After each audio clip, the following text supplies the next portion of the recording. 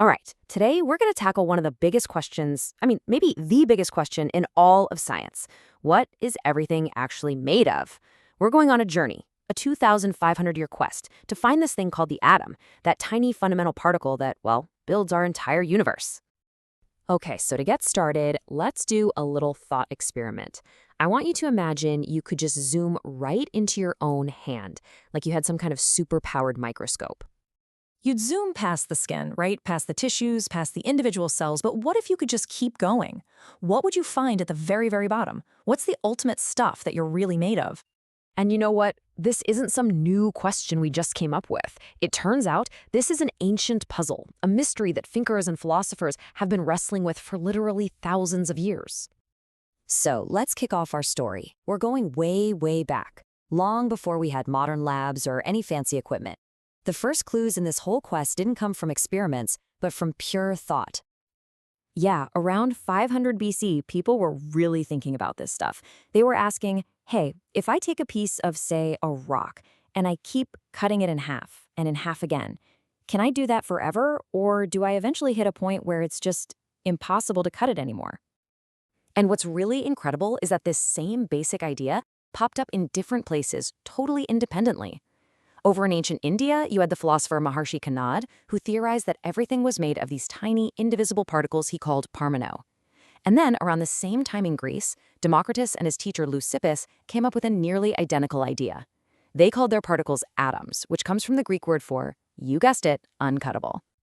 But, and this is a big but, here's the catch. These were brilliant ideas for sure, super intuitive. But that's all they were, ideas.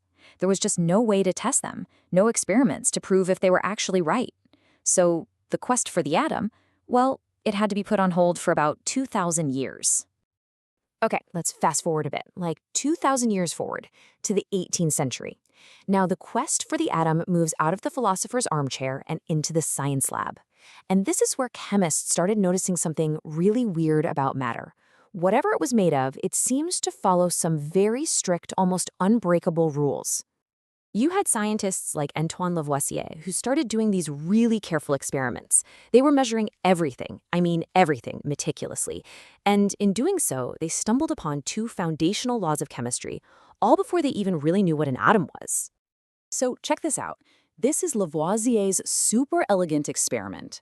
What he did was he'd seal two different chemicals inside a glass flask, but keep them separate. He'd weigh the whole thing. Then he'd tip the flask, mix the chemicals, let the reaction happen, and then he'd weigh it again. And the result? It was always the same. The weight never, ever changed.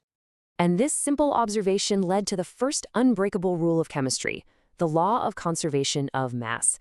Basically, mass can't be created or destroyed in a chemical reaction. You end up with exactly the same amount of stuff you started with. Nothing's lost, nothing's gained. Simple as that. But wait, there was another mystery brewing. Scientists started noticing that when different elements combine to make compounds, they always do it in these really specific, predictable ways. It was kind of like they were following a super strict recipe. Let's take water, for example. It didn't matter where you got it from, a river, a glacier, or if you made it in a lab, the recipe was always the same. For every single gram of hydrogen, you would always find exactly 8 grams of oxygen, a perfect 1:8 ratio, every single time. And that gave us our second unbreakable rule, the law of constant proportions, which just means that a chemical compound always has the same elements in the exact same proportions by mass. So the big question on everyone's mind was, why? Why on earth does matter follow these perfect, unbreakable rules? Well, the answer came from a pretty humble English teacher. He's the guy who connected that ancient Greek idea with these brand new scientific laws. It's time to meet John Dalton. Now, John Dalton, who, get this, started his teaching career when he was just 12 years old. He dusted off that 2,000-year-old idea of atoms and had this huge aha moment. He realized it was the key to explaining, well, everything.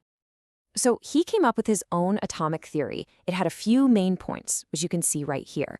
First, he said all matter is made of tiny particles called atoms. Okay, makes sense. Second, These atoms are indivisible. You can't create them, you can't destroy them, you can just rearrange them. Third, atoms of any one element are all identical. And last, atoms combine in simple whole number ratios to form compounds. I mean, this was a truly revolutionary framework.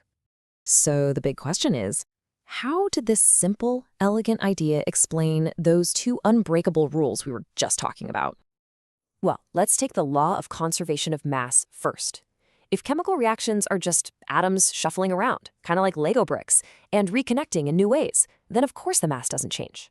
You start with a certain number of atoms, and you end with that exact same number. They've just been rearranged into a new structure. Okay, so what about that second law? Why does water always have that 1:8 mass ratio? Dalton's theory nailed this one too. It's because a single molecule of water is always made from the same recipe: 2 hydrogen atoms and 1 oxygen atom. The atomic recipe is fixed, so the mass ratio has to be fixed too. It all just clicked into place. And just like that, with Dalton's theory, the atom went from being this fuzzy philosophical idea to a solid scientific reality. So let's take a minute and get a better sense of what these tiny building blocks are actually like. I mean, how small are we talking? It's almost impossible to imagine. The radius of a typical atom is about 10 to the power of -10 meters. That's a tenth of a billionth of a meter. To try and put that into perspective for you, if you could stack millions of atoms on top of each other, that entire pile would still be thinner than a single sheet of paper. That's just mind-bogglingly small. So how do we even talk about these different kinds of atoms? Well, our symbols for them have evolved over time. Today, we use a simple 1 or 2 letter system. A lot of them come from the English name, like H for hydrogen or C for carbon, pretty straightforward. But sometimes the symbol comes from an older Latin name, which can be a little tricky. That's why iron is Fe from the Latin word ferrum, and sodium is Na from natrium. Okay, so we've got symbols for all the atoms, which is great. But how do we actually write the recipes for compounds? How do we know how many of each type of atom we need to stick together?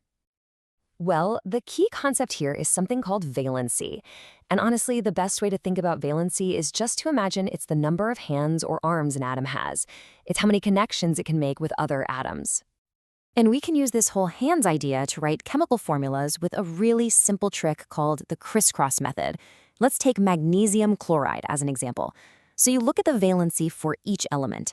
Magnesium has a valency of 2, and chlorine has a valency of 1. Then you just crisscrossed those numbers. The 2 from the magnesium becomes the little subscript number for chlorine, and the 1 from chlorine becomes the subscript for magnesium, which we don't usually write. And boom, you've got your final formula, MgCl2. Pretty neat, right? So there you have it. After 2,500 years, the quest was finally complete. Science had found the atom, the uncuttable particle that makes up absolutely everything. The journey was over. Or was it? What if this fundamental building block wasn't so fundamental after all? I mean, what if you could actually split the uncuttable? Well, that's a story for another day.